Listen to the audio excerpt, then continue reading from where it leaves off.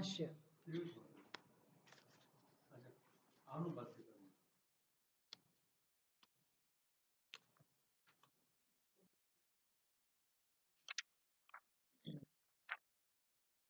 એ જે છે ને વર્ણક બીજું એ પછી લેવાનું. પહેલા પહેલું વર્ણક આપણે સમજી લઈએ. પહેલું વર્ણક એટલે ખબર પડે ને પહેલું વર્ણક એટલે શું. શાસ્ત્ર યોનિત્વાદ એમાં એ સૂત્ર આપણે સમજી રહ્યા છે. એમાં પહેલું વર્ણક એટલે પહેલું વ્યાખ્યાન. પહેલું વ્યાખ્યાન એટલે પહેલો પ્રકારનો સમાસનો અર્થ. કયો અર્થ? તો કે જેમાં સમાસ આવી રીતે છૂટો પડ્યો. શાસ્ત્રસ્ય યોનિત્વાદ. બ્રહ્મ કેમ સર્વજ્ઞ છે? કારણ કે શાસ્ત્રનું પણ કારણ છે. બીજા વર્ણકમાં જુદી રીતે એની વ્યાખ્યા જુદી રીતે સમજાવવામાં આવશે. એટલે અત્યારે આપણે પહેલું વર્ણક સમજીએ છીએ. પહેલું વર્ણકમાં એવું છે કે બ્રહ્મ શાસ્ત્રનું પણ કારણ છે. આ સમજી રહ્યા છે. તો એમાં હવે ભાષ્ય 124 પાના પર જગત કારણત્વ પ્રદર્શનેન સર્વજ્ઞમ બ્રહ્મ ઇતિ ઉપક્ષિપ્તમ તદેવ દ્રઢયન આહ શાસ્ત્રયોનિત્વાत् ઇતિ. જગત કારણત્વ પ્રદર્શનેન એટલે પ્રગટ કરવા દ્વારા, સમજાવવા દ્વારા. શું સમજાવવા દ્વારા? કારણત્વ પ્રદર્શનેન. કારણત્વ સમજાવવા દ્વારા. કોનું કારણ? જગત કારણત્વ પ્રદર્શનેન. જગતનું કારણ સમજાવવાના રૂપમાં અથવા સમજાવવા દ્વારા. સર્વજ્ઞમ બ્રહ્મ ઇતિ ઉપક્ષિપ્તમ. શું લક્ષ્યમાં શું રાખ્યું હતું? જગતનું કારણ બ્રહ્મ છે એ કહેવા દ્વારા એને શું સમજાવવું હતું? કે બ્રહ્મ સર્વજ્ઞ જ હોવું જોઈએ. સર્વજ્ઞત્વમ બ્રહ્મ ઇતિ ઉપક્ષિપ્તમ એટલે કે આ સૂચન હતું. જગતનું કારણ હોવાથી બ્રહ્મ સર્વજ્ઞ જ હોવું જોઈએ. ક્યાં આગળ? બીજા અધિકરણ બીજા સૂત્રમાં જન્માદ યસ્ય યતઃ એ સૂત્ર દ્વારા જગત કારણત્વ પ્રદર્શનેન જગતનું કારણ હોવાથી જન્માદિ અસ્ય યતઃ તદ બ્રહ્મ બ્રહ્મ જગતનું કારણ હોવાથી આવું સમજાવવા દ્વારા એમણે શું સૂચન કર્યું? સર્વજ્ઞમ બ્રહ્મ ઇતિ. બ્રહ્મ સર્વજ્ઞ છે આવું જે સમજાવ્યું બીજા સૂત્રમાં. તદ એવ એ જ વસ્તુ દ્રઢયન વર્તમાન ક્રિયાપદ છે. દ્રઢ કરતા કહે છે. એ જ વસ્તુ પર્પઝ એ જ છે. જગત બ્રહ્મ જગતનું કારણ છે એ જ સમજાવું છે. પણ એ આપણને દ્રઢ થાય, સ્પષ્ટ થાય એટલા માટે કહે છે. શું કહે છે? શાસ્ત્રયોનિત્વાદ. જે બ્રહ્મ જગતનું કારણ છે તે જ બ્રહ્મ શાસ્ત્રનું પણ કારણ છે. માટે સર્વજ્ઞ છે. શું સિદ્ધ કરવું છે? લક્ષ્યાર્થ શું છે? વિવક્ષા શું છે? બ્રહ્મ કારણ તો ખરું પણ કેવું છે? બ્રહ્મ સર્વજ્ઞ એ મહત્વ. જગતનું કારણ બ્રહ્મ સામાન્ય નથી. કેવું છે? સર્વજ્ઞ. એ જ અહીંયા સમજાવું છે. એટલે વિષય એક જ છે. જે બીજા સૂત્રમાં હતો એ જ વિષય અહીંયા છે.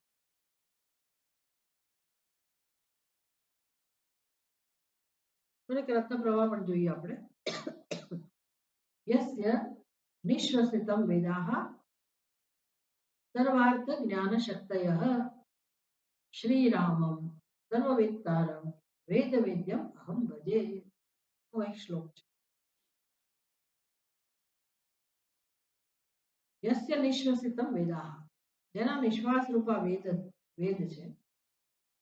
સર્વ અર્થ જ્ઞાન શક્તયઃ વેદાઃ જેની અંદર બધી જ શક્તિઓનું પ્રદર્શન છે. સર્વ અર્થ જ્ઞાન શક્તિ જગતમાં જેટલું પણ જ્ઞાન જેટલા પણ વિષયનું જ્ઞાન છે બધું જ્ઞાન જેમાં સમાવિષ્ટ છે. એવા શક્તિ સ્વરૂપ વેદ છે જેમાંથી પ્રગટ થયા. યસ્ય નિશ્વસિતમ જેના નિશ્વાસ રૂપ છે. આવા દિવ્ય વેદ જેના નિશ્વાસ સ્વરૂપ છે તે શ્રી રામ એવા રામને અને કેવા થયા સર્વવેત્તારમ. વેદ જ સર્વજ્ઞ હોય તો એ શ્રી રામ પણ કેવા હોય સર્વવેત્તા. તો સર્વવેત્તારમ વેદ વેદ્યમ વળી એ કેવા છે વેદ વેદ્યમ. વેદ વેદ્યમ એટલે વેદથી જ જેને જાણી શકાય. જેમ ગીતામાં ભગવાન કહે છે વેદ કરતા અહમ વેદ્યોહમ સર્વૈ વેદૈ અહમેવ વેદ્ય. બધા વેદથી હું જ જાણવા યોગ્ય છું. વેદવિચ્ચાપી અહમ, હું વેદનો જ્ઞાતા પણ છું, બધા વેદનો વિષય પણ હું છું.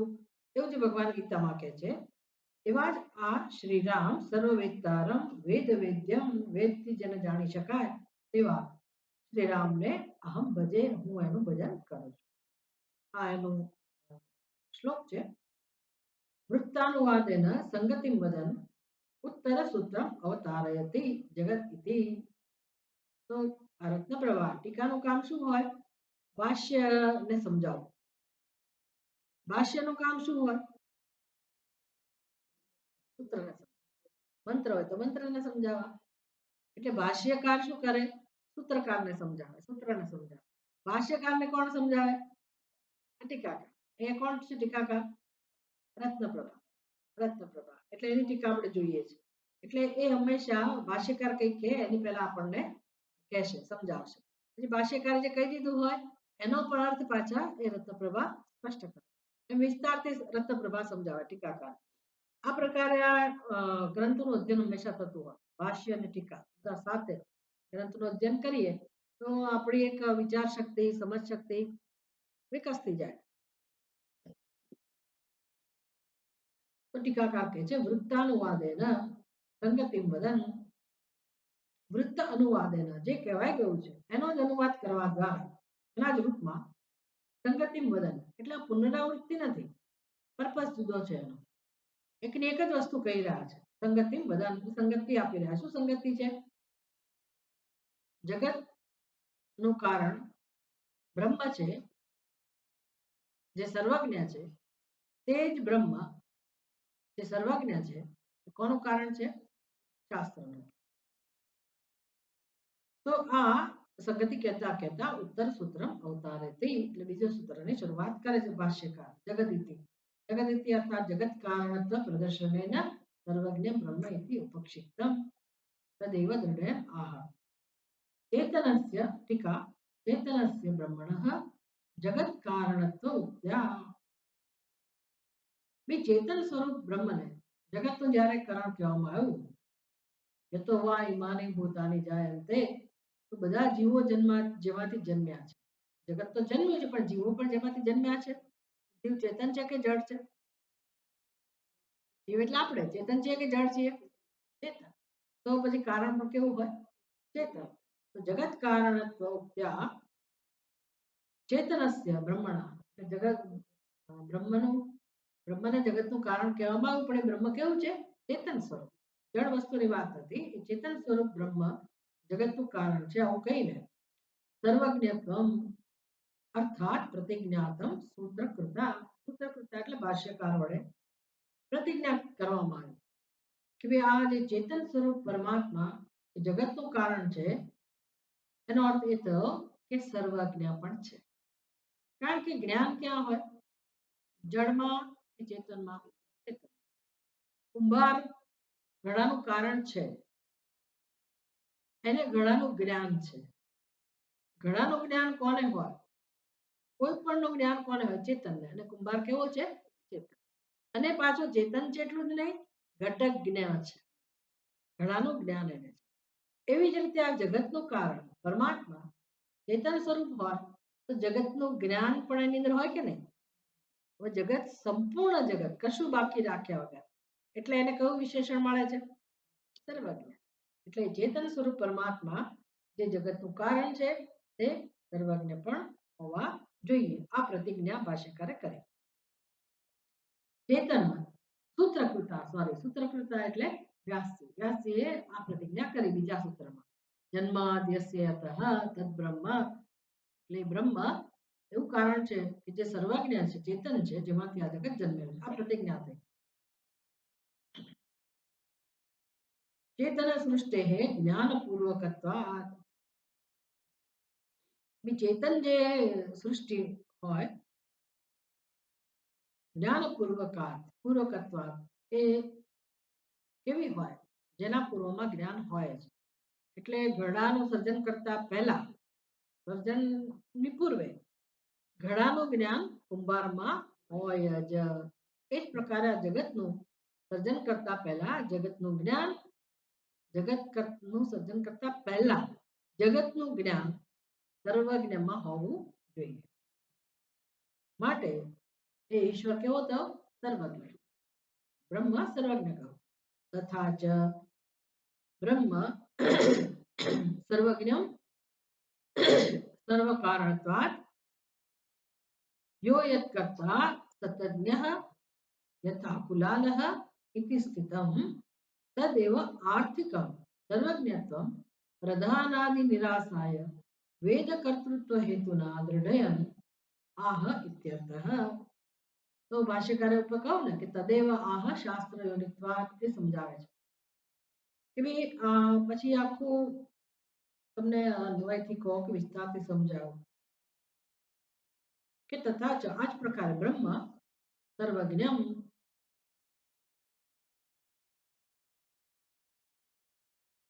ચેતન સૃષ્ટે જ્ઞાનપૂર્વકત્વાત હેતુ આપ્યો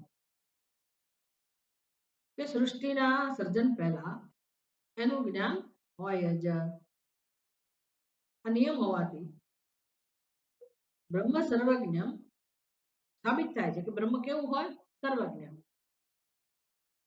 જેમ દ્રષ્ટાંતમાં કહું ને કે ઘડાનું સર્જન કરતા પહેલા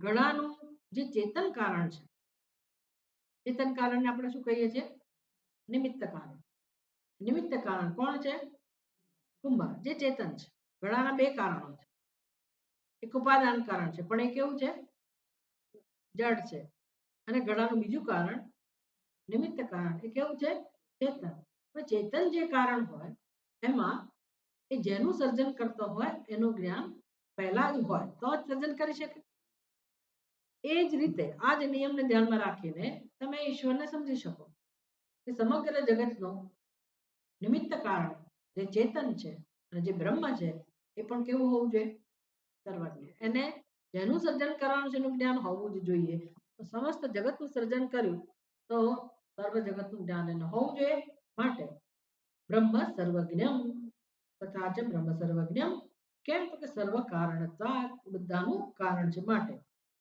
યહ યત કરતા સહ તજ્ઞ જે જેનું સર્જન કરે એનું એને જ્ઞાન હોય જ આ નિયમ હોવાથી કોની જેમ યથા કુલાલઃ ઇતિ સ્થિતમ કોની જેમ કુલાલ એટલે કુંભારની જેમ આ સ્પષ્ટ થયું કુંભાર તદેવ આર્થિકમ એટલે આપણે આર્થિકનો અર્થ શું કરીએ આર્થિક રીતે હું નબળો છું કે આર્થિક રીતે હું સદ્ધર છું એવો અર્થ નહીં આર્થિક એટલે અર્થાત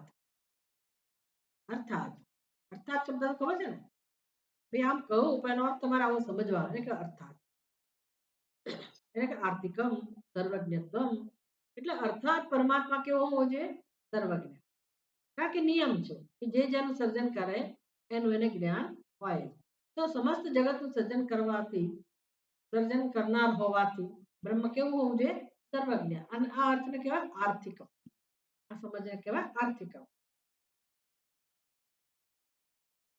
તદેવ આર્થિકમ સર્વજ્ઞત્વમ આ જે વાત થઈ એના દ્વારા કોઈકનો નિરાશ થઈ ગયો એટલે કે નિષેધ થઈ ગયો બાદ થઈ ગયો કોનો પ્રધાનાદિ આગળ જે ચર્ચા આવી હતી ને પ્રધાનાદિ એટલે બીજા બધા જે સિદ્ધાંતો હોય બીજા મત હોય એ કેવા હોય તો કે જગતનું કારણ પ્રધાન છે પ્રધાનનો સ્વભાવ કેવો છે તો કે એ તો જડ હોય એટલે એ લોકો મેટરને જગતનું કારણ કહેતા હોય આપણે જેને જગતનું કારણ કહીએ છીએ એ જડ નથી એટલે પ્રધાન જગતનું કારણ નથી એ સાબિત થયું ને એટલે કે નિરાશા એ બધાનું ખંડન કરવા માટે વેદ કર્તૃત્વ હેતુના દ્રઢયન તો હવે પર્પસ તો એ જ છે કે એ જેટલા જેટલા મત છે જે પરમાત્મા જગતનું કારણ છે એટલે કે બ્રહ્મ જગતનું કારણ છે અને એ સર્વજ્ઞ છે, ચેતન સ્વરૂપ છે, આવું બ્રહ્મ જગતનું કારણ છે એ સિદ્ધ કરવું છે. અને એના સિવાયના જેટલા પણ જગતના કારણોના અનુમાન થતા હોય, હવે તમને યાદ આવવું જોઈએ કે જગતના કારણો માટે તમે કોને કોને બીજા કયા કયા મતો છે અને એમાં કયા કોને કોને જગતનું કારણ કહેવામાં આવે છે? પ્રધાન જે અચેતન છે, પછી પરમાણુ યાદ આવે છે, અણુ પરમાણુ, પછી શૂન્યવાદ બૌદ્ધ મત, પછી સંસારી,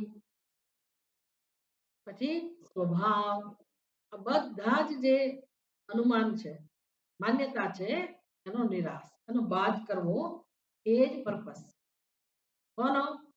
આ ત્રીજા સૂત્રનો, જે સૂત્રમાં બ્રહ્મને વેદ કર્તૃત્વ વેદ કર્તા કહેવામાં આવે છે. શાસ્ત્રોની વાત કે શાસ્ત્રનું પણ કારણ છે બ્રહ્મ, સર્વજ્ઞ બ્રહ્મ શાસ્ત્રનું પણ કારણ છે.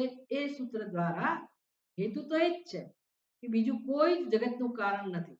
સર્વજ્ઞ સર્વશક્તિમાન ચેતન સ્વરૂપ બ્રહ્મ એ જ એકમાત્ર જગતનું કારણ હોઈ શકે, એ સિવાયના કોઈ જગતનું કારણ નથી. ઇતિ દ્રઢયન આહ એટલે આજ વધુ મજબૂત કરતા કરતા આજ સમજ વધારે સ્પષ્ટ દ્રઢ કરતા કરતા કહે છે. આહ ઇત્યર્થઃ. તો શું કહું? શાસ્ત્ર યોનિત્વાત એટલે કે ત્રીજું સૂત્ર. हेतुद्वयस्य एकार्थ साधनत्वात् एक विषयत्वम् अवान्तर संगतिः हेतुद्वयस्य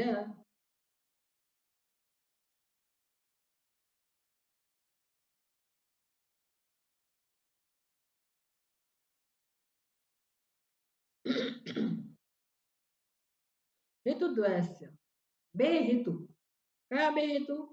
જગત કારણત્વ, જગત કારણત્વ જગતનું કારણ પણ છે અને પછી વેદ કર્તૃત્વ એટલે વેદનું પણ કારણ છે. તમે એમ પણ કહી શકો જગત કર્તૃત્વ અને વેદ કર્તૃત્વ એને બે હેતુ. આપણે આપણી રીતે સમજી શકીએ પરમાત્મા જગતનું કારણ છે એક એ, અને બીજું વેદનું પણ કારણ. આમ હેતુ દ્વયસ્ય એકાર્થ સાધનત્વાत् આ બંને હેતુ દ્વારા એક જ વસ્તુ સાધ્ય થાય સાબિત થાય છે. કઈ સાબિત થાય છે?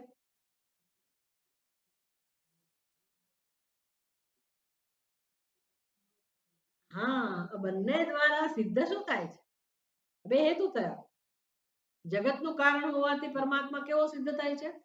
બ્રહ્મ કેવું સિદ્ધ થાય છે? સર્વજ્ઞ. અને વેદનું કારણ હોવાથી પણ પરમાત્મા કેવું સિદ્ધ થાય? સર્વજ્ઞ. કે છે એકાર્થતા, એકાર્થ સાધનત્વાत् એક જ વિષયને સાબિત કરનારા આ બંને હેતુ બની રહે છે. એક વિષયત્વ અવાંતર સંગતિ એટલે બંને સૂત્રની સંગતિ એક જ. પહેલા સૂત્રમાં જે કહેવામાં આવ્યું કે બ્રહ્મ સર્વજ્ઞ છે, કેમ તો કે જગતનું કારણ છે. અહીંયા પણ શું સમજવાનું છે? બ્રહ્મ સર્વજ્ઞ છે, કેમ? વેદનું કારણ. આ પ્રકાર યદ્વા અથવા બીજી રીતે વેદસ્ય નિત્યત્વાत् બ્રહ્મણઃ સર્વહેતુતા નાસ્તિ.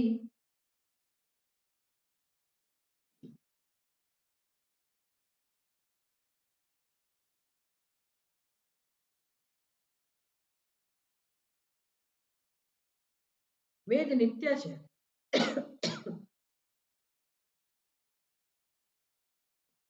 એટલે બ્રહ્મ બધાનું કારણ ન હોય.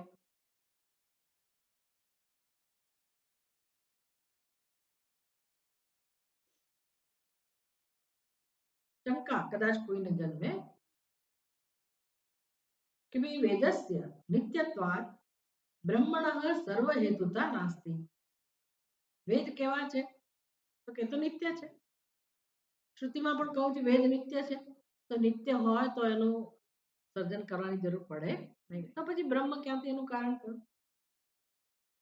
એટલે વેદસ્ય નિત્યત્વાत् બ્રહ્મણઃ સર્વહેતુતા નાસ્તિ ઇતિ આક્ષેપ સંગત્યા, જો તમે કોઈ આવો આક્ષેપ કરો કે તમે બ્રહ્મને સર્વજ્ઞ કઈ રીતે કહો છો, તો કે ભાઈ અમે તો વેદનું કારણ કહીને બ્રહ્મને સર્વજ્ઞ સાબિત કરીએ છીએ, સમજીએ છીએ. તો કેવું ક્યાંથી? તો વેદ જ નિત્ય છે. વેદ નિત્ય હોય તો પછી એનું સર્જન કરનાર કોઈ છે જ નહીં. એટલે બ્રહ્મની સર્વજ્ઞતા સિદ્ધ આ દ્વારા તો નાશ થાય. આવી આક્ષેપ સંગતિ લો તમે તો જો પહેલા આ સંગતિ સમજાવી રહ્યા છે ટીકાની અંદર. સંગતિ એટલે આની પહેલાનું સૂત્ર અને આ સૂત્ર વચ્ચેની સંગતિ, કે શું સંબંધ છે પહેલું સૂત્ર અને અત્યારનું સૂત્ર બે વચ્ચે શું સંબંધ છે. તો આપણે આગળ જોયું પહેલી વાર જો એને સમજાવ્યું કે ભાઈ હેતુ દ્વારા બે હેતુ. પહેલા સૂત્રમાં શું હેતુ હતો? બ્રહ્મ શું છે? જગતનું કારણ છે. અને બીજા સૂત્રમાં બ્રહ્મ વેદનું કારણ છે. આ બંને હેતુ થયા, પણ બંને હેતુથી સિદ્ધ શું કરવું છે? બ્રહ્મ સર્વજ્ઞ. તો આ એક જ વસ્તુ સિદ્ધ કરવી, એટલે સંગતિ એક સરખી જ રહે કે બંને સૂત્ર દ્વારા બ્રહ્મ સર્વજ્ઞ છે એ જ સિદ્ધ કરવું છે. આ સંગતિને સમાંતર કહેવાય, સમાન સંગતિ. હવે કહે છે કે તમે કદાચ બીજી સંગતિ લાવી શકો, આક્ષેપ કરી શકો કે ભાઈ જગતનું કારણ હોવાથી બ્રહ્મ સર્વજ્ઞ છે, સમજ્યા, પણ વેદનું કારણ છે બ્રહ્મ એટલે સર્વજ્ઞ છે એવું જો કહેતા હો તો વેદ નિત્ય છે. વેદ તો નિત્ય જ છે. એટલે બ્રહ્મ કેવી રીતે બ્રહ્મ વેદનું સર્જક હોય, વેદનું કારણ હોય? ના જ હોય ને. તો પછી તમે બ્રહ્મ સર્વજ્ઞ છે એનો જે હેતુ આપ્યો એ હેતુ બરાબર નથી, એટલે આક્ષેપ થયો કહેવાય આને. શેના ઉપરથી તમે બ્રહ્મને સર્વજ્ઞ સાબિત કરવા? આક્ષેપ થયો. તમે કહો છો કે વેદના સર્જક બ્રહ્મ છે, વેદનું સર્જક બ્રહ્મ છે, વેદના સર્જન કરવાની જરૂર જ નથી. કેમ નથી? એટલું જ આક્ષેપ થયો એટલે તમે જવાબ આપો પડે. અને કેવી સંગતિ કહેવાય? આક્ષેપ. તો એવો જો એવો આક્ષેપ થતો હોય તો એના ઉત્તર રૂપે પણ આ બીજું સૂત્ર છે. આક્ષેપ સંગતિ કરતા હો તો પણ હેતુતા નાસ્તિ इति आक्षेप संगत्या वेद हेतुत्व उच्यते. अस्य महतो भूतस्य निश्वसितम् एतत् ऋग्वेद यजुर्वेद सामवेदो अथर्वादिनिरसः इति वाक्यम विषय. એટલે કહે છે બીજું સૂત્ર કે ભાઈ શાસ્ત્ર યોનિત્વ, શાસ્ત્રમાં જ કહું છે, શાસ્ત્રમાં જ કહું છે કે શાસ્ત્ર શેમાંથી ઉત્પન્ન થાય? કોનામાંથી ઉત્પન્ન થયા છે? અસ્ય મહતો ભૂતસ્ય, પરમાત્મામાંથી નિશ્વાસ રૂપે શાસ્ત્ર પ્રગટ થયા છે.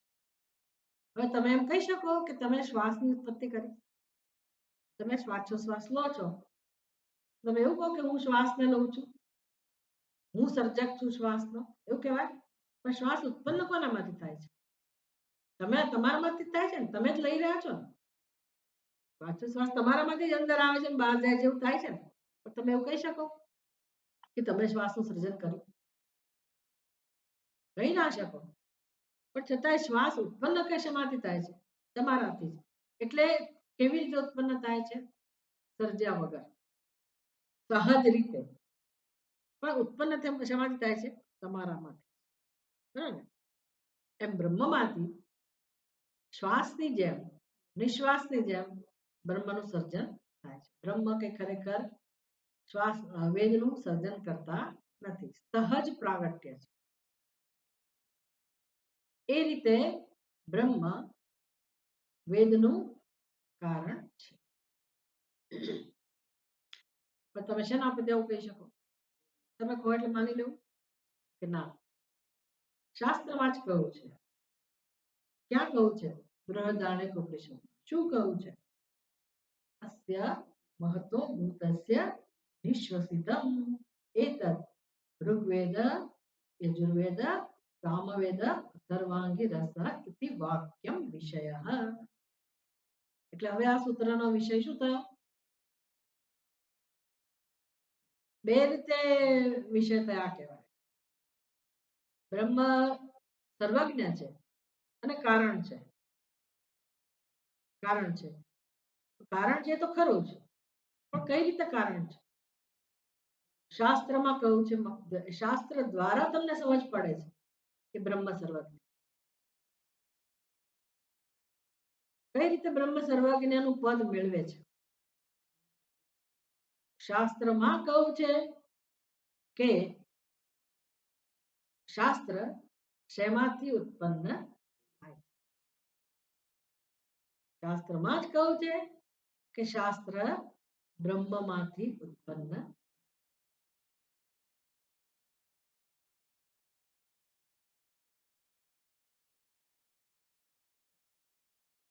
એટલે શું થયું? બ્રહ્મ સર્વજ્ઞ છે એવું તમે શેના પરથી કહી શક્યા? હા, સામાન્ય આપણે વિચારીએ કે બ્રહ્મ સર્વજ્ઞ છે એ શેના પરથી સમજી શક્યા? શાસ્ત્રના આધારે. એટલે તો પછી બ્રહ્મના સર્વજ્ઞ પ્રમાણે સર્વજ્ઞત્વ માટે કોણ હેતુ સિદ્ધ થયો? શાસ્ત્ર. ખરું ને? તો એને સંસ્કૃતમાં શું કહેવાય? શાસ્ત્ર યોનિત્વાદ. એટલે શાસ્ત્ર કારણ છે બ્રહ્મના સર્વજ્ઞ હોવાનું. આવું થયું ને? બ્રહ્મના સર્વજ્ઞ હોવાનું શેનાથી સિદ્ધ થાય છે? શાસ્ત્રમાં કહ્યું છે માટે. પણ શાસ્ત્રમાં શું કહ્યું છે? શાસ્ત્રમાં શું કહ્યું છે કે શાસ્ત્ર કોનામાંથી ઉત્પન્ન થયા છે? બ્રહ્મમાંથી. એટલે બ્રહ્મ સર્વજ્ઞ. આટલી વસ્તુ છે, સમજ પડે ને? બંને અર્થ તમે લો તો પણ સિદ્ધ શું થાય છે? બ્રહ્મ સર્વજ્ઞ. ભલે પેલી આક્ષેપ સંગતિ હતી, પૂર્વ પક્ષ હતો, વેદ તો સર્જાયેલા છે, વેદ નિત્ય નથી. ના, વેદ નિત્ય છે, સર્જાયેલા નથી. તો નિત્ય વેદ હોય, સર્જાયેલા ના હોય તો બ્રહ્મ કે એનો સર્જક કહેવાય નહીં, બ્રહ્મ એનું કારણ કહેવાય નહીં. આ એક હતું ને દલીલ. તો એનો જવાબ આપે કે ભાઈ શાસ્ત્રમાં જ કહ્યું છે કે વેદ બ્રહ્મમાંથી પ્રગટ થયા. વેદ બ્રહ્મમાંથી પ્રગટ થયા છે. એટલે કે વેદની યોનિ, શાસ્ત્રની યોનિ, શાસ્ત્રનું કારણ બ્રહ્મ છે એવું કોણ કે છે? શાસ્ત્ર જ કે છે. પછી ક્યાં પ્રશ્ન રહે કે વેદનું સર્જન નથી થયું? શાસ્ત્ર જ કે છે કે ભાઈ શાસ્ત્ર બ્રહ્મમાંથી પ્રગટ થયા છે, નિશ્વાસની જેમ સહજ રીતે. પણ કારણ કોણ છે શાસ્ત્ર? બ્રહ્મ. તો પછી અમે એ જ કહીએ છીએ શાસ્ત્ર યોનિત્વાદ એટલે શાસ્ત્રસ્ય યોનિ. શાસ્ત્રનું કારણ બ્રહ્મ છે. તમે આક્ષેપ કરો, શંકા કરો તો પણ બ્રહ્મ જ શાસ્ત્રનું કારણ સિદ્ધ થાય છે. અને સીધે સીધો સૂત્રનો અર્થ તમે કરો શાસ્ત્ર યોનિત્વાદ, તો એમાં શાસ્ત્રસ્ય યોનિત્વાદ, શાસ્ત્રનું કારણ બ્રહ્મ. તો જે આગળના સૂત્રમાં પણ કહું કે બ્રહ્મ સર્વજ્ઞ છે. કેમ? જગતનું કારણ. અને આ સૂત્રમાં બ્રહ્મ સર્વજ્ઞ છે. કેમ? શાસ્ત્રનું કારણ. પછી કોઈ કે વાંધો ઉઠાવો કે વસ્તુ સમજાય છે ને, કોઈ કે વાંધો ઉઠાવો કે પહેલી વારનું તો અમે સમજ્યા, સ્વીકાર્યું કે ભાઈ જગત બ્રહ્મમાંથી ઉત્પન્ન થયું, એટલે બ્રહ્મ જગતનું કારણ છે અને સર્વજ્ઞ હોવું જ જોઈએ. આખું જગત એમાંથી જન્મ્યું એટલે. એ બધું તર્કના આધારે અમે સરસ રીતે સમજ્યા કે હા, બ્રહ્મ સર્વજ્ઞ હોવું જોઈએ. પણ હવે તમે બીજો હેતુ જે આપો છો કે આ હેતુથી પણ બ્રહ્મ સર્વજ્ઞ હોવું જોઈએ, બીજો હેતુ એટલે કયો? શાસ્ત્રનો પણ કરતા, વેદનું પણ કરતા બ્રહ્મ છે, માટે બ્રહ્મ સર્વજ્ઞ હોવું જોઈએ. ભાઈ એવું કેમ? તમે એક ચોપડી લખી લાવો તો તમે સર્વજ્ઞ કહેવાઓ? તમે એક પુસ્તક લખ્યું તમે સર્વજ્ઞ કહેવાઓ? ના કહેવાય. પણ આ વેદ એટલે શું? જેમાં એક પુસ્તકમાં જેટલું જ્ઞાન છે એ વાત નથી. વેદ એટલે આખા વિશ્વમાં જે પણ જ્ઞાન છે બધું જ જ્ઞાન જેમાં આવી જાય છે. સર્વ જ્ઞાન આવી જાય છે. એવા વેદ જેમાંથી ઉત્પન્ન થયા એ બ્રહ્મ કેવું હોય? સર્વ. આ હેતુ છે. એટલે પૂર્વ પક્ષીનું કહેવું એ છે વેદ નિત્ય જ છે. વેદમાં બધું જ્ઞાન છે, બધું બરાબર છે અને વેદનો વાંધો નથી. વેદની સર્વજ્ઞતાનો વાંધો નથી પૂર્વ પક્ષીને. પણ એની દલીલ સાચી છે લોજિકલી. વેદ પણ કેવા છે? સર્વજ્ઞ તો છે પણ કેવા છે? નિત્ય છે. મુખ્ય દલીલ આ છે. વેદ કેવા છે? નિત્ય. આપણે સ્વીકારીએ છીએ કે વેદ નિત્ય છે, છતાં આપણે કહીએ છીએ કે વેદનું સર્જન થયું છે. પણ કોની જેમ સર્જન થયું છે? વિશ્વાસ કોઈ પુરુષાર્થ નથી. એટલે પૌરુષેય બુદ્ધિ નથી. ભગવાને કેવું વિચારીને શાસ્ત્ર લખ્યા આપણી જેમ એવું. પણ કારણ કોણ છે? શાસ્ત્રનું કારણ કોણ નક્કી થયું? શાસ્ત્ર વેદ નિત્ય હોય કે અનિત્ય હોય, કારણ કોણ નક્કી થયું? બ્રહ્મ. અને શાસ્ત્ર પોતે જ સર્વજ્ઞ છે એટલે એનું કારણ બ્રહ્મ પણ કેવું હોય? સર્વ. અને ચા પીધી હોત તો સારું હતું.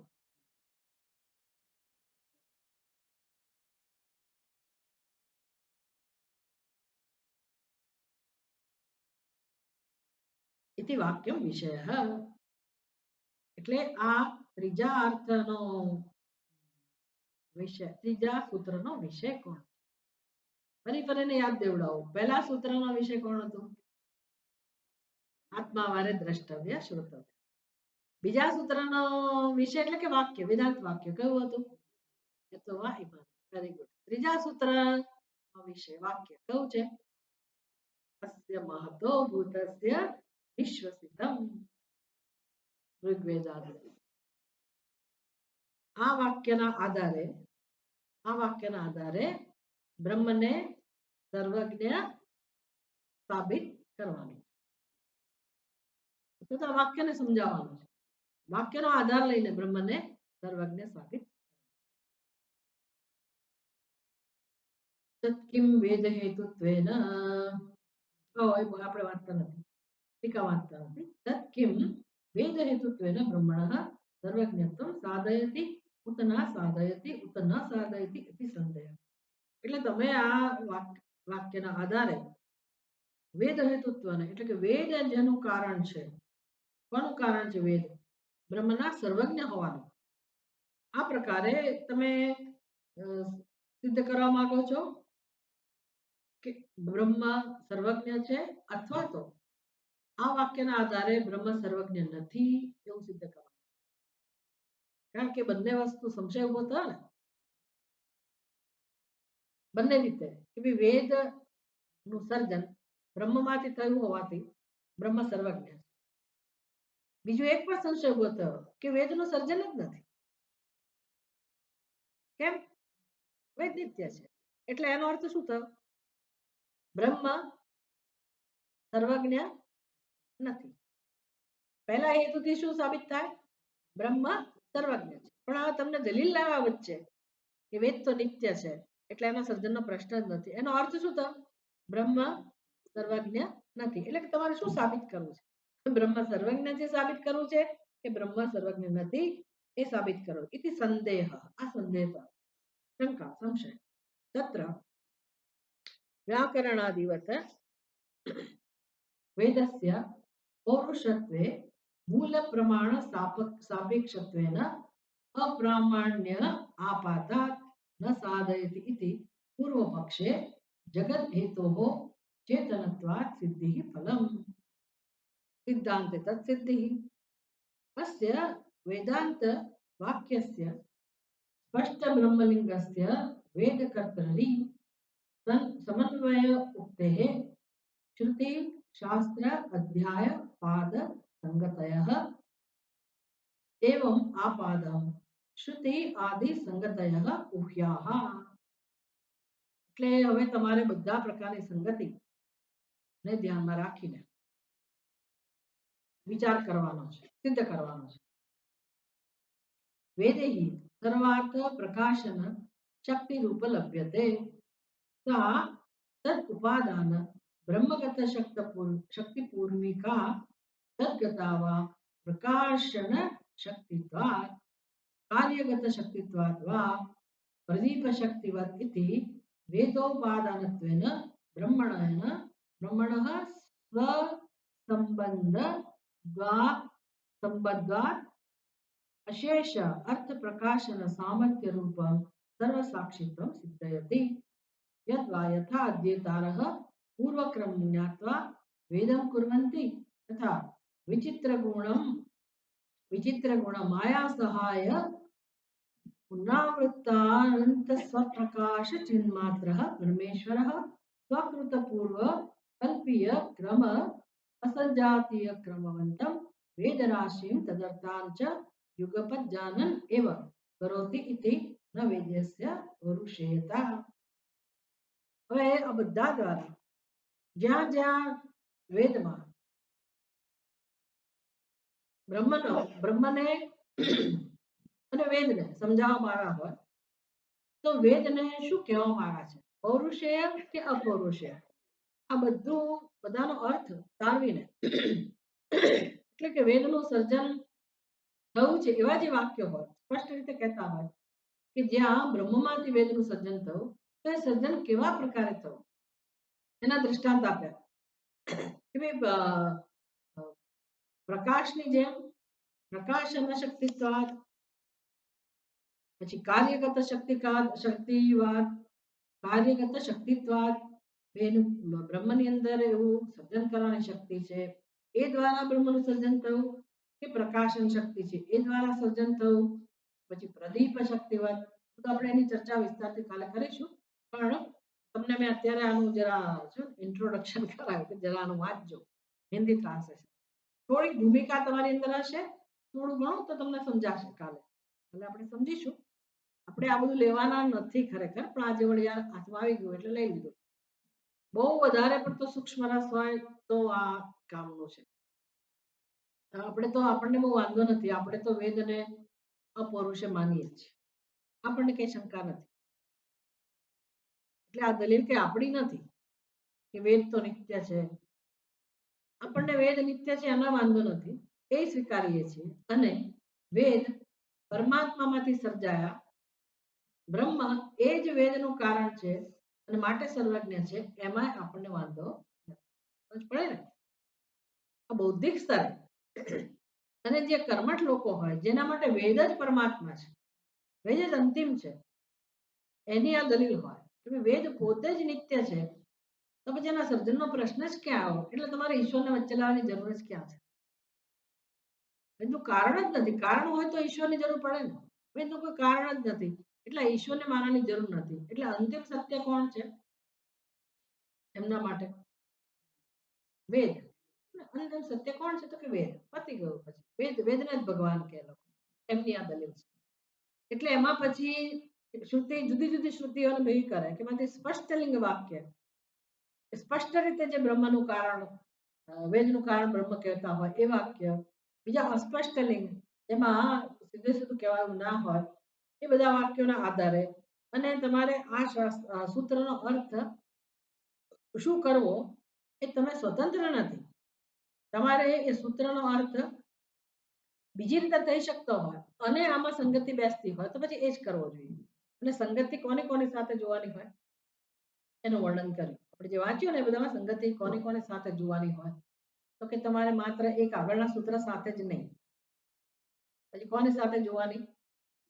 સમસ્ત વેદમાં, બધા જ શ્રુતિમાં, બધા જ ઉપનિષદમાં મૂળ એનો સાર શું છે, એને શું સમજાવવું છે, એ સંગતિ જોવાની મુખ્ય વિષય.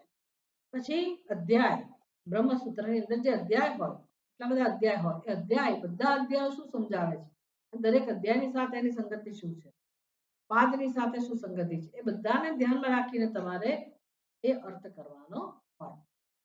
અને જ્યારે ઉત્પત્તિ અમે જ્યારે કહીએ છીએ કે સર્વજ્ઞ બ્રહ્મ એટલા માટે છે કારણ કે એમાંથી વેદ ઉત્પન્ન થયા, એટલે કે બ્રહ્મએ વેદનું સર્જન કર્યું. તો સર્જન કર્યું તો કઈ રીતે સર્જન કર્યું એ પણ મહત્વનું છે.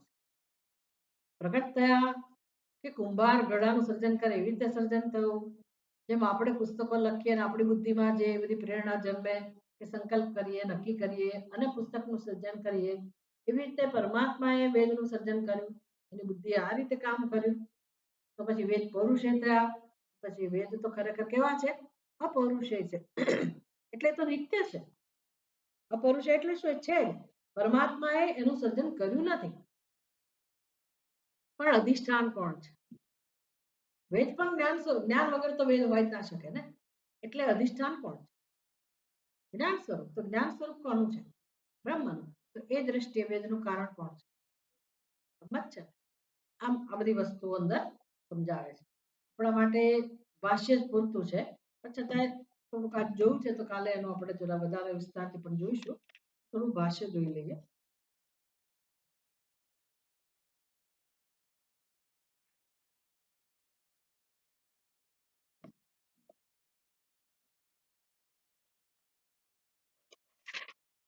તમે ભણ્યા હો તો સારું છે.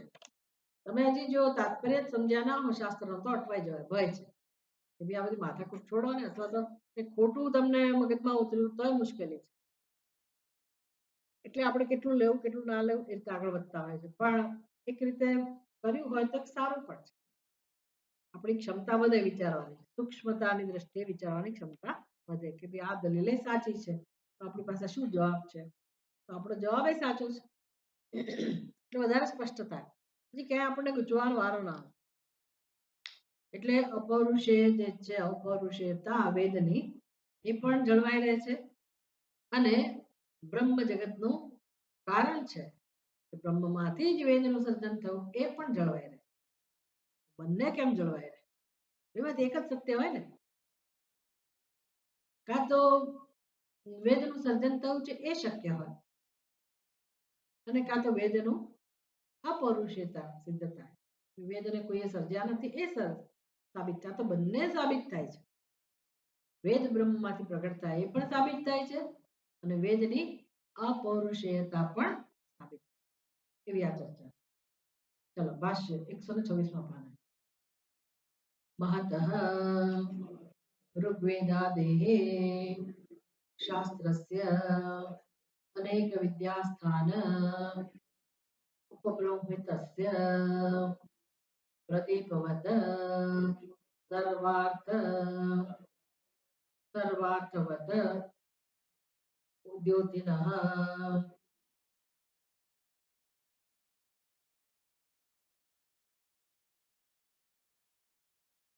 सर्वज्ञकल्पस्य योनिः कारणं ब्रह्म महतः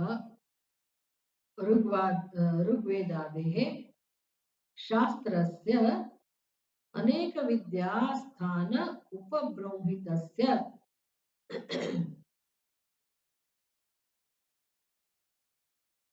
અનેક વિદ્યાસ્થાનો છે.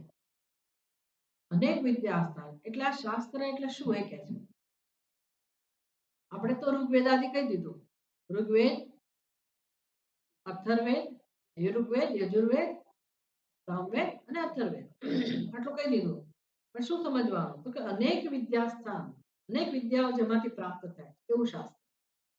એટલે પહેલી ફૂટનોટમાં કહે છે, अर्थ जानने के हेतु वेद का अर्थ जानने में सहायक शास्त्र. એટલે વિદ્યાસ્થાન કોને કહેવાય? અનેક વિદ્યાસ્થાન म्हणजे ભાષ્યમાં શબ્દ છે ને, શાસ્ત્ર શાસ્ત્રસ્ય અનેક વિદ્યાસ્થાન ઉપબ્રહ્મિતસ્ય. એટલે શાસ્ત્રમાં અનેક વિદ્યાઓ પ્રાપ્ત થાય છે. એ અનેક વિદ્યાઓ એટલે શું? પહેલી ફૂટનોટમાં કહે છે કે એ અનેક વિદ્યાઓનો હેતુ શું છે? તો अर्थ जानने के हेतु, શાસ્ત્રનો અર્થ સમજવા માટે वेद का अर्थ जानने में सहायक शास्त्र. એટલે સમગ્ર વેદનો અર્થ જાણવા માટે બીજા શાસ્ત્ર. એટલે જેને આપણે વેદના ઉપાંગ કહીએ છીએ, અંગ અને ઉપાંગ કહીએ છીએ. પહેલા આપણને એવું કહે કે તમારે વેદ જાણવા હોય ને તમારે બીજું જાણવું પડે. બીજું શું જાણવું પડે? હા, વેદાંત એટલે શાસ્ત્ર. એ જાણવું હોય તમારે તો બીજું શું જાણવું પડે ખબર છે? અહીંયા જ આપણને તકલીફ પડે છે. શું નથી જાણતા? સંસ્કૃત નથી જાણતા. હા, સંસ્કૃતનું વ્યાકરણ નથી જાણતા. એટલે વ્યાકરણ શાસ્ત્ર જાણવું પડે કે નહીં? એને અંગ કહેવાય. પછી આ તો સમસ્ત વેદની વાત છે. એટલે જીવન વ્યવહાર. તો પછી આપણે પેલા બ્રાહ્મણો પાસે જવું પડે છે. કોઈ મુહૂર્ત કાઢી આપો, જ્યોતિષ જાણવું પડે. પછી આ શબ્દનો અર્થ શું થાય?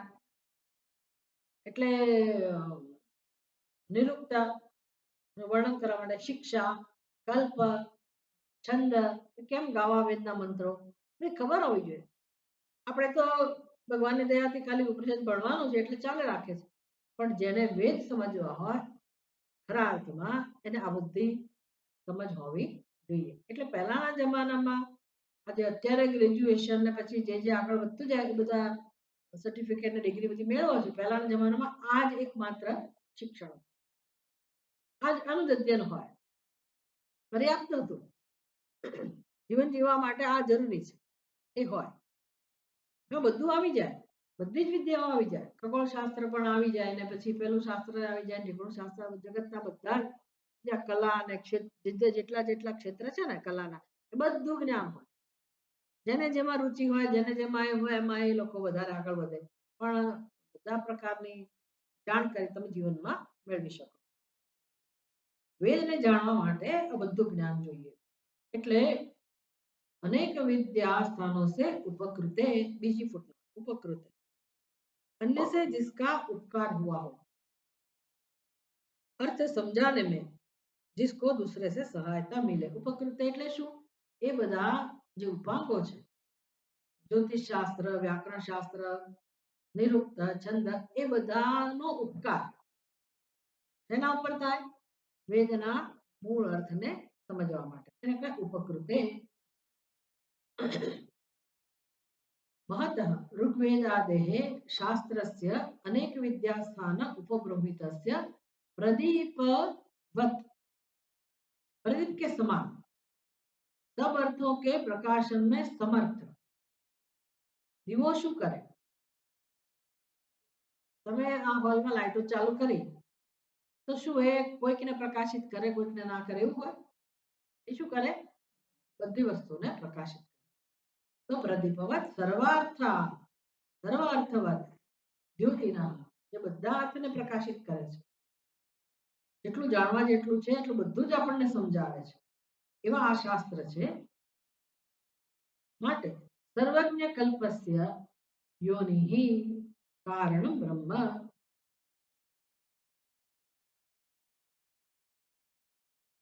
આવા સર્વજ્ઞ કલ્પ, સર્વજ્ઞ કલ્પ કોનું વિશેષણ થયું? આવું શાસ્ત્ર છે. બધાના વિશેષણો થયા. ઋગ્વેદ આદિ શાસ્ત્ર.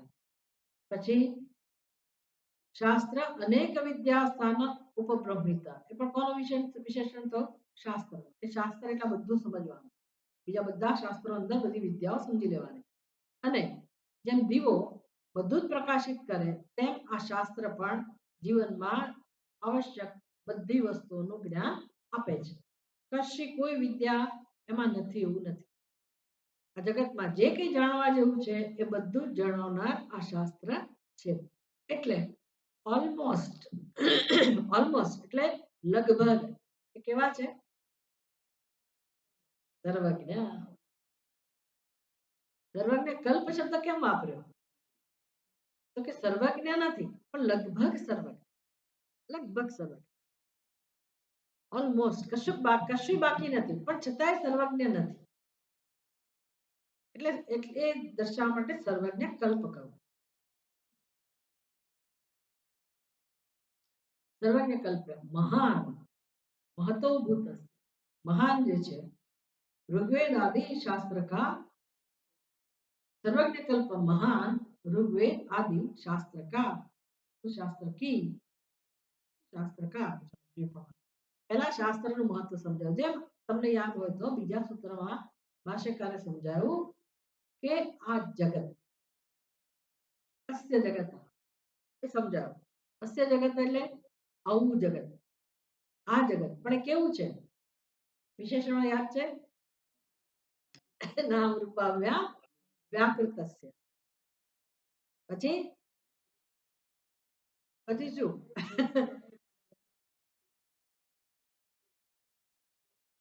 અનેક કર્તૃ ભોક્તૃ સંયુક્તસ્ય પછી નિયત પ્રતિનિયત દેશ કાલ નિમિત્ત ક્રિયાર્થ ફલસ પછી मनसापि अचिंत्य रचना कोना विशेषण होता जगत आऊ जगत आवा जगत नु कारण आऊ महान जगत છે તેનું કારણ પણ કેવું હોય સામાન્ય તો ન જ હોય એ જ અનુમાન અહીંયા છે કે વેદનું કારણ બ્રહ્મ છે પણ કેવા વેદ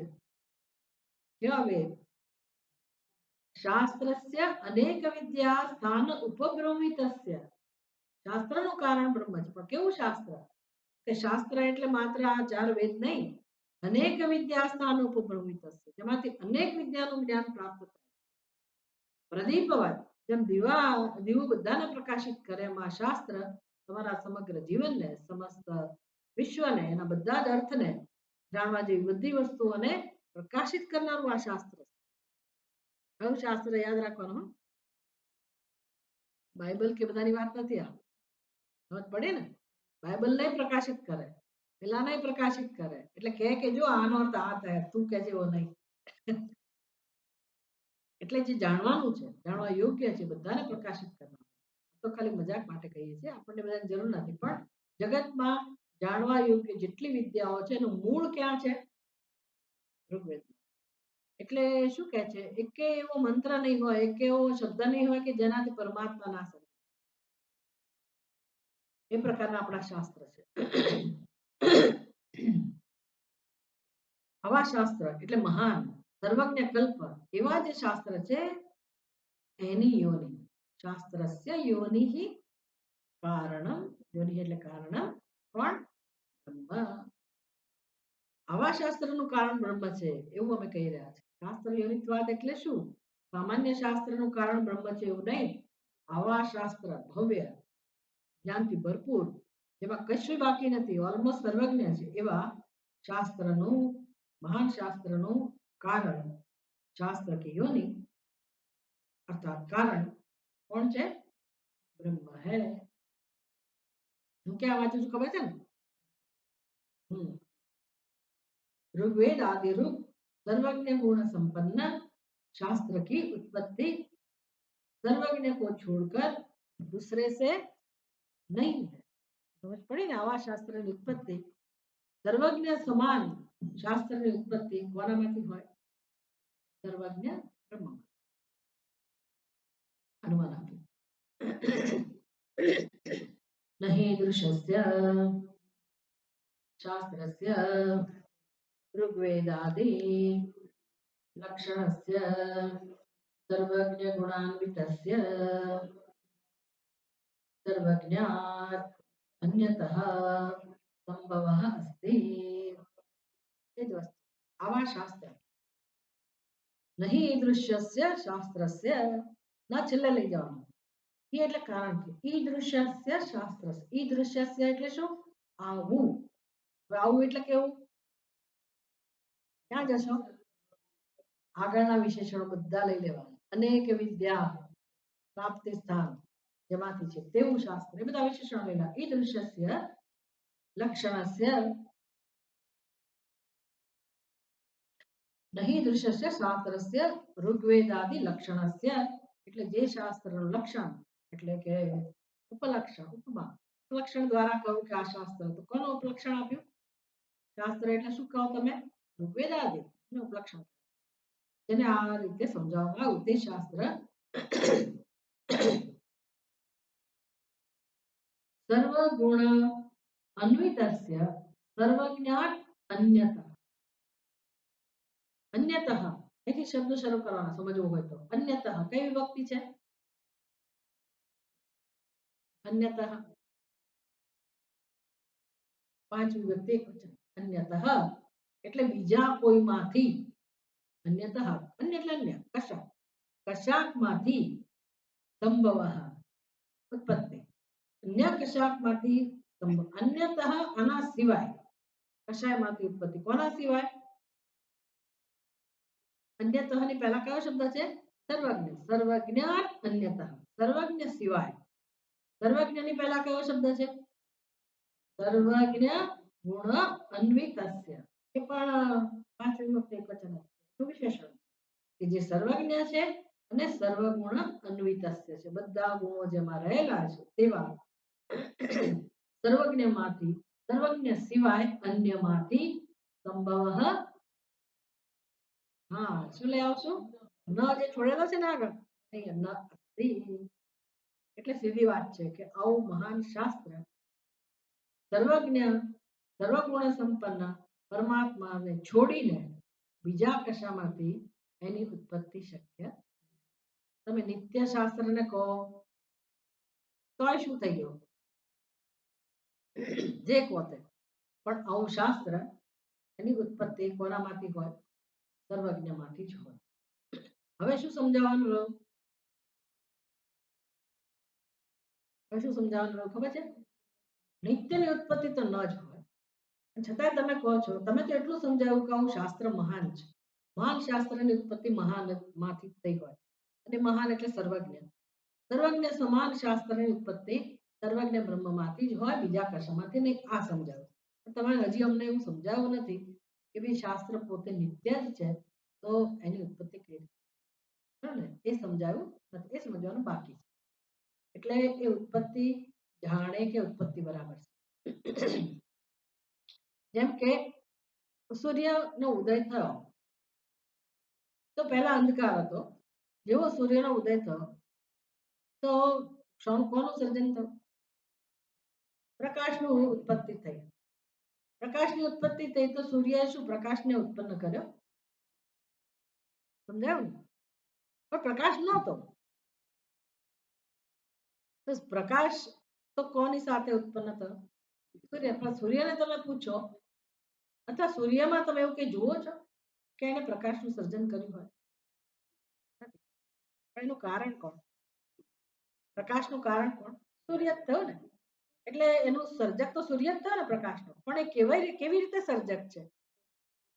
તો કે એ પ્રકાશ સ્વરૂપ જ છે. સૂર્ય પ્રકાશ સ્વરૂપ જ છે. સૂર્ય પ્રકાશને ઉત્પન્ન કરતો નથી. સૂર્યનું હોવું એ પ્રકાશનું સર્જન. એટલે સહજ રીતે તો આપણી રીતે સમજવા માટે આપણે દ્રષ્ટાંત આપ્યું. ભાષ્ય એવું દ્રષ્ટાંત આપતા નથી ભાષ્યમાં. એ રીતે સમજાવજો. કઈ રીતે? અપૌરુષેય. કોઈ સર્જન માટે કોઈ પ્રયાસ થયો નથી. વેદ આવા જ છે. આપણે આવતીકાલે સમજીશું. પણ એ જવાબ બાકી હોય તો પછી આ પ્રકારનો જવાબ છે. ખરેખર વેદની ઉત્પત્તિ થઈ નથી. વેદ તો નિત્ય જ છે, કારણ કે વેદ એટલે જ જ્ઞાન. એટલે પરમાત્મા એટલે પણ જ્ઞાન સ્વરૂપ. પરમાત્માનું જ્ઞાન સ્વરૂપ છે જ વેદમાં પ્રગટ થાય છે. એટલે વેદ નિમિત્ત બને છે જ્ઞાન માટે. કારણ કોનું જળવાઈ રહે છે? વેદ નિત્ય હોય તો પણ બ્રહ્મ તો સર્વજ્ઞ જ રહે છે. અને શાસ્ત્ર એનો સંકેત કરે છે. એ દ્રષ્ટિએ શાસ્ત્રનો ઉપયોગ કરીએ છીએ. કેમ ના કરીએ ભાઈ?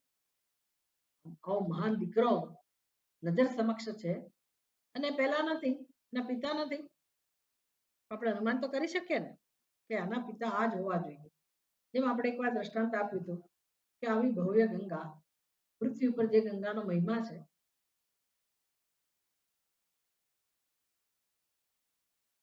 આટલી સરસ ગંગા એ જ આટલી ભવ્ય હોય, મહાન હોય, તો એને ધારણ કરનાર કેવા હશે? ધારણ કરનાર પ્રગટ નથી. આ બધી માથાકૂટ કેમ કરવી પડે છે? કારણ કે બ્રહ્મ પ્રગટ નથી. બ્રહ્મ ઇન્દ્રિયનો વિષય બનતું નથી. એટલે આપણે શાસ્ત્રના આધારે અને તર્કથી એને સમજવાનો પ્રયત્ન કરવો. પ્રગટ નથી એ બરાબર છે, પણ અપરોક્ષ પણ છે. પરોક્ષ નથી એ વધારે સારું છે. પ્રત્યક્ષ નથી, આપણી નજર સમક્ષ નથી, બરાબર છે. પરોક્ષ પણ નથી, પણ ફાયદાની વસ્તુ કઈ છે? અપરોક્ષ. એટલે આજે નહીં તો કાલે તમે એને ચોક્કસ અનુભવી શકો. ધર્મ એવું છે. આ બધા દ્રષ્ટાંતમાં તો એ બધું આપણે અનુમાનથી જ સમજવાનું. શિવજીનું સ્વરૂપ અનુમાનથી સમજવું પડે. પછી શિવજીનું પારમાર્થિક સ્વરૂપ આપણે અપરોક્ષ રીતે સમજી શકીએ. પણ એની મહાનતા સમજવા માટે પુષ્પદંત આધાર કોનો લે છે? ગંગાજી. ગંગાજીનો મહિમા કોનાથી અજાણ છે? ગંગાજીથી કોણ અપરિચિત છે? આપણા ભારતમાં તો કોઈ ના હોય. ભારતના દરેકના હૃદયમાં ગંગાજી હોય. ખાલી વિડીયો જોઈએ આપણે કે આમ લાખો કરોડોની સંખ્યામાં ગંગાજીની પૂજા કરનારા હોય, સ્નાન કરનારા હોય ને જે ભાવથી બધા ગંગાજી પાસે હોય તો આપણા હૃદયમાં ભાવના જન્મે છે. એક દિવ્ય ભાવ જન્મે. આવું ગંગાજીનું સ્વરૂપ, આવા મહાન ગંગાજી, એનો જે આશ્રય છે એ આશ્રય કેવો હશે? અનુમાન થઈ શકે ને? એવા ગંગાજીનો આશ્રય કેટલો મહાન હશે? શેના ઉપરથી સમજી શકાય? તો કે શિવજીની જટામાં એ ગંગાજી કેવા દેખાય છે? બિંદુ માત્ર.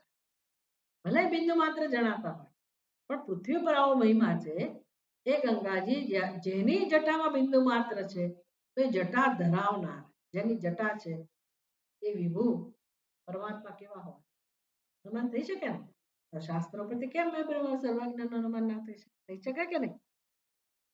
અમે ત્યારે અનુમાનનો આ પ્રકારે આધાર લીધો. આપણે આવતીકાલે આગળ વધીશું. ઓમ પૂર્ણમદઃ પૂર્ણમિદં પૂર્ણાત પૂર્ણમુદચ્યતે પૂર્ણસ્ય પૂર્ણમાદાય પૂર્ણમેવાવશિષ્યતે. ઓમ શાંતિ શાંતિ શાંતિ. राहुग्रस्त दिवाकरेन्दु सदृशो माया समाच्चादनात्